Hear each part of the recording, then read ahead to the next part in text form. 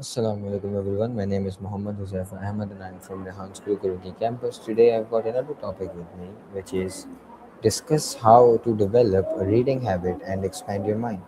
So let's begin it. Let's begin with it. Hey ChatGPT, today the topic of discussion with you is going to be how to develop a reading habit and expand your mind.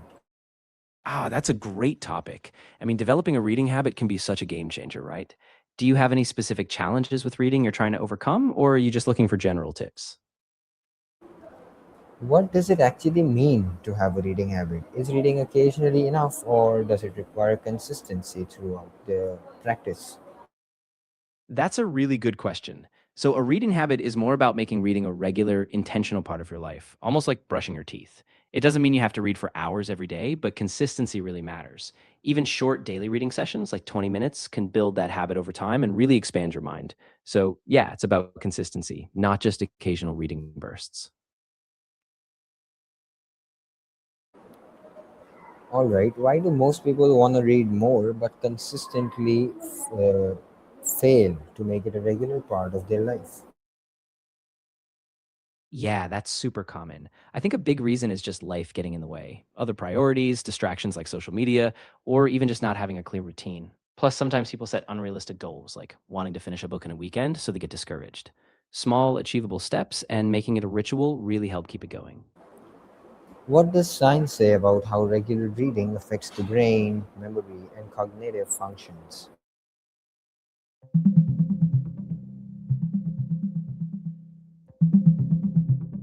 Research shows that regular reading has a big impact on the brain, helping reduce cognitive decline as we age, improving brain structure in kids, and boosting memory and focus in adults. Just a small daily reading practice like 15 to 20 minutes can strengthen attention, memory, and even reduce stress. What's the basic difference between reading for entertainment and reading to genuinely expand your mind? Ah, great distinction. So, reading for entertainment is more about enjoyment, escaping into a story, relaxing, having fun. But reading to expand your mind is a bit more active. You're seeking new perspectives, critical thinking, learning concepts, or diving deep into a subject. Both are valuable, but they serve different purposes. How do you choose what to read when there are millions and billions of books and infinite content competing for your specific attention? Oh, that is such a good point. There's so much out there. I think a good approach is to get really intentional. You might start by identifying what kind of growth you're seeking, like if you want to learn skill, explore a theme, or just get inspired. Then maybe rely on trusted recommendations like book lists, subject matter experts, or even just starting with a few pages of a book to see if it hooks you.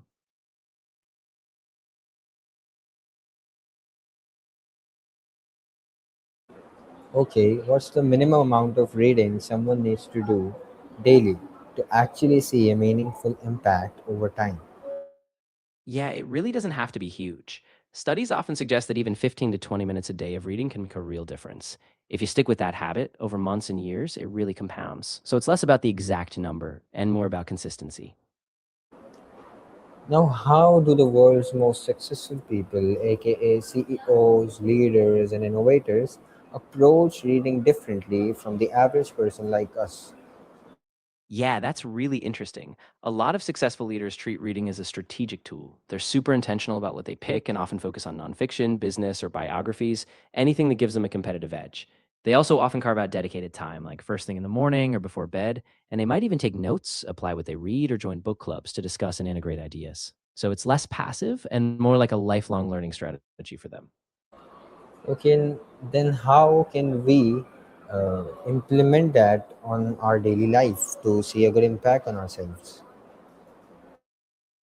Yeah, absolutely. I think a good starting point is just carving out a specific daily reading slot, like say 20 minutes every morning or during lunch. Then be really intentional about your choices. Maybe pick one or two books that align with a goal and keep a journal or jot down key insights. And don't be afraid to adjust. If something's not resonating, switch it up. Just keep it simple and consistent. What's the role of retention and application? If you can't remember what you read, are you wasting your time? Yeah, that's a crucial point. So retention really amplifies the value. It's not just about reading the words, but integrating them. Successful readers often take notes, reflect on key ideas, or apply them in small ways. If you can't recall much, it might just be fleeting entertainment, but when you actively engage, you're much more likely to remember and use what you learn. So it's not a waste, it's just about being more deliberate with how you interact with the material. Okay. How do you build a reading habit when you genuinely feel like you have no time in your day? Explain it in a way that it feels relatable to the students, and why don't you share it in detail for me? Yeah, totally. I mean, I get it. Between classes, assignments, and just life, it feels like there's barely any time. So here's the trick: start super small. Even 5 minutes a day, like on your commute or while you're waiting for something, can build momentum. And make it easy. Pick a short article, a few pages of a book, or even a digital read on your phone. The key is just consistency. Once you see how easy that short habit is, you can slowly grow it. And over time, it just clicks.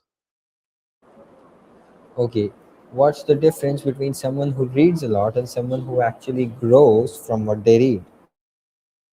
That's a subtle but really important difference. So, someone who just reads a lot might consume a ton of information, but it stays surface level.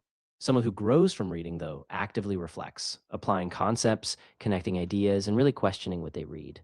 So, growth happens when you pause, digest, and then do something with that knowledge, whether it's a small change, a big decision, or just a shift in perspective.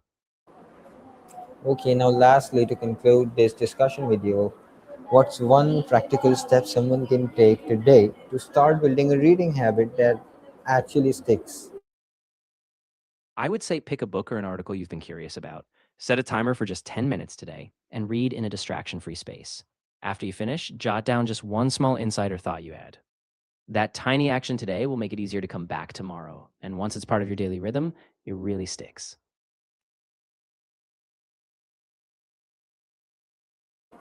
All right, everyone, this was the end of my discussion with ChatGPT for today. I hope you liked it. After conversing with ChatGPT, I think I am also gonna start reading a book or two. So, until the next one, Allah Hafiz.